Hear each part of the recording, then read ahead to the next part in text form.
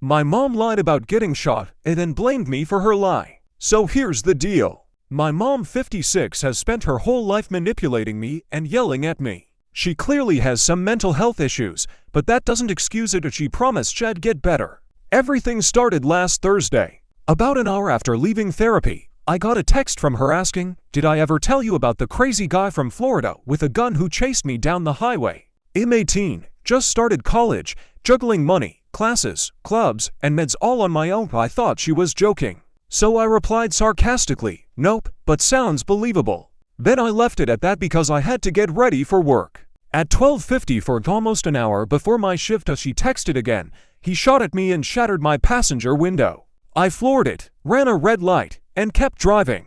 Then I felt a burning pain above my bicep and realized I was bleeding. I went straight to the police. They called an ambulance. At there, they removed a .22 caliber bullet and glass shards from my shoulder. I didn't even process that .22 is exactly a bullet. My brain just went straight into panic mode. At first, I responded with humor, "Cool story to tell," and then, "Or how about don't get shot next time?" But after a minute of no reply, I started freaking out. I asked if she was okay, if she broke anything, and told her I love you. Still nothing. When she finally replied, she kept up the act of describing this shooting in detail. I started texting my other mom, long story I have to moms, but she left me on read. No replies. I was panicking. The conversation with mom 1 went on for about an hour. I didn't have time to call anyone, just texting.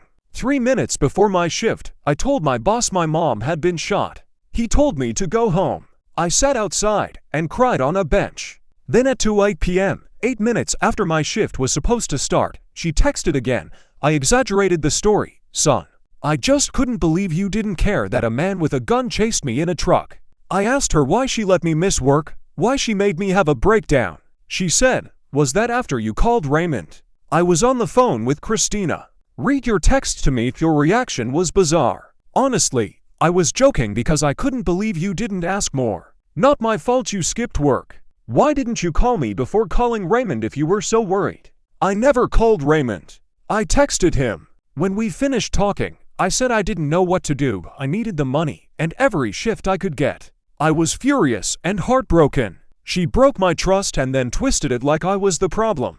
I kept asking why she'd do that to me, and she finally said, "Most people would call their mom first, not their friend."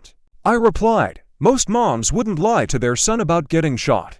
Then I blocked her. Minutes later, my other mom texted me. She was joking because she was traumatized, and you didn't react like you cared.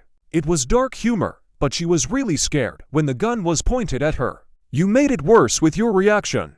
Great story to tell, though it's gotten way out of hand. So I blocked her too. She'd read all my earlier messages and ignored them. Later, my aunt told me that mom once admitted to her that she planned to prank me. For context, my aunt once accidentally pointed a revolver at me when I was 11. Yeah, that happened. But even I know that trauma doesn't give you the right to hurt someone just because you're hurting. After blocking both moms, I was emotionally drained, but I knew I had to tell my side before they twisted it. So I spent the rest of the day sending screenshots and calling family members. Everyone took my side, even my roommate. I just wanted to make sure the truth was out first. My aunt called me the next day and said my mom was angry at me and trying to convince her it was my fault.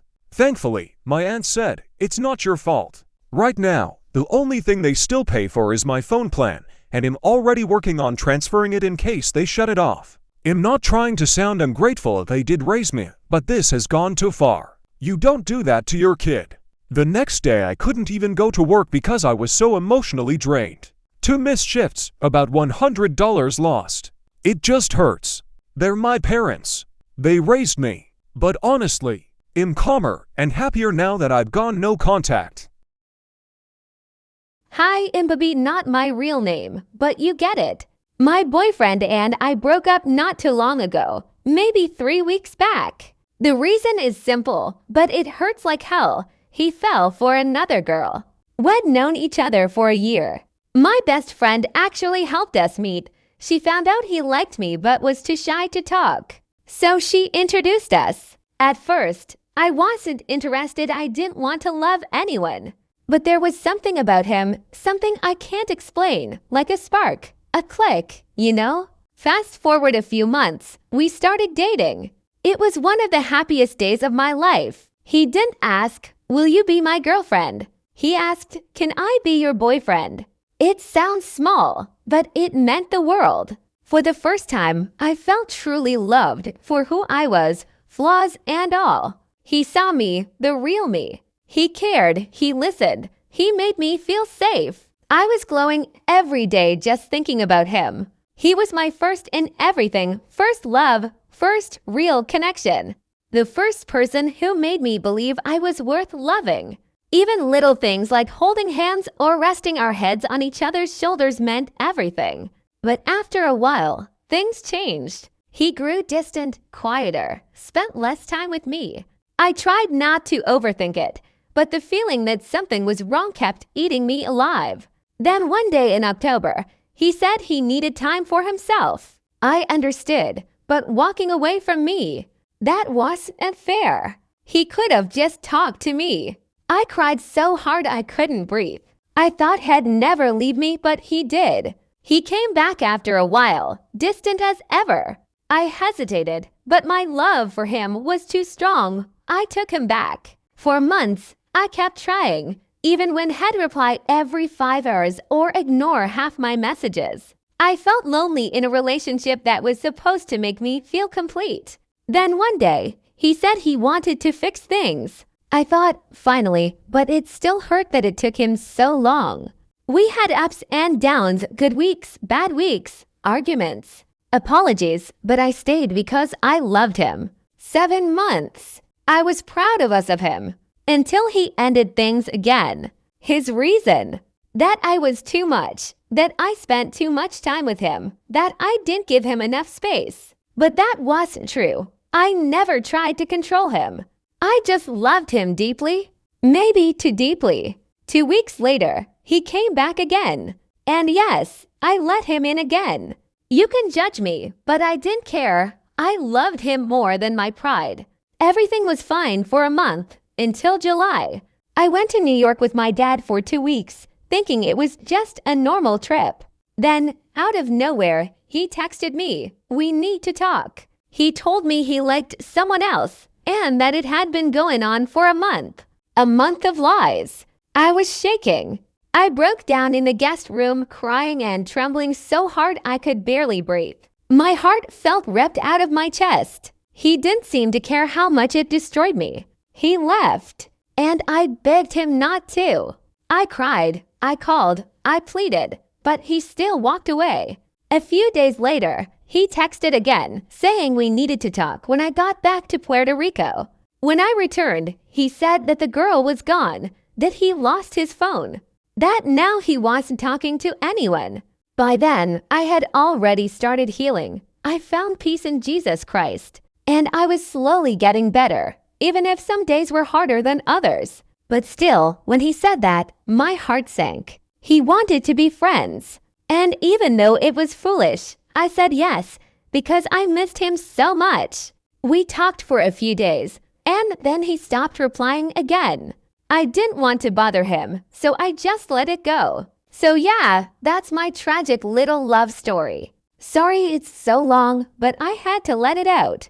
I still love him, and maybe one day, somehow, we'll find our way back to each other, but am not holding my breath. Jay, you've got some real nerve to cheat on someone who loved you more than anything.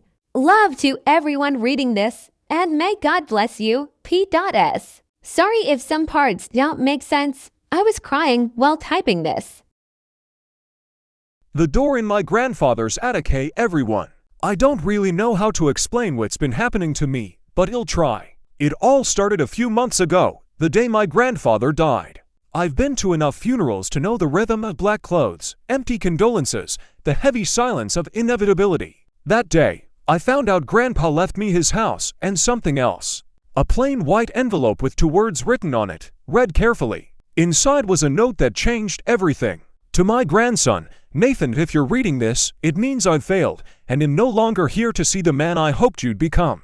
There's something you need to know about our family, as something I've hidden all your life to protect you. You've inherited not just this house, but a responsibility. In the attic, there's a door. You haven't seen it yet, but you will. It chooses when to show itself. Once it does, your life will never be the same. It only appears to the men in our bloodline. I couldn't explain it to your grandmother or your mother if they thought it gone mad. But I've kept it shut for over 60 years, so your father could raise you safely. Every night of my life I stood watch before that door, making sure it stayed closed. Because if no one watches it, it opens. It must never open. The rules: 1. Don't open the door, no matter what you hear. 2. Never be more than 10 feet away from it. 3. When it speaks, don't answer. 4. Don't close your eyes unless you're ready to never open them again. 5. Never abandon your post. You can rest after sunrise. There will be more. When they appear, be ready. The door watches you too. It studies you. Your resolve will be tested. If you fail, you will die. And if no one watches the door, the world will be in danger. I hope you're stronger than I ever was.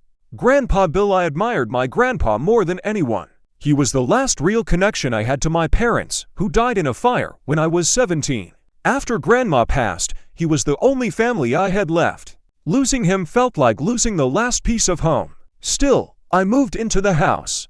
I had to. That night, I climbed the creaky stairs to the attic. And there it was, the door. It stood right in the center of the room, made of dark, warped wood, glowing faintly under the moonlight from the tiny window nearby. Scratches covered its surface of deep, desperate grooves, like something had tried to claw its way out or in. I sat a few feet away, clutching the note.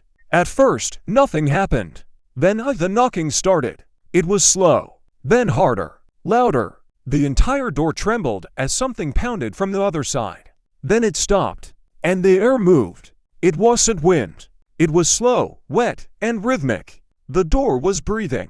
Each sour exhale brushed across my face that smelled like rot. I wanted to run, but I remembered Rule 2, never leave it unattended. When dawn came, the door fell still. That was the first night.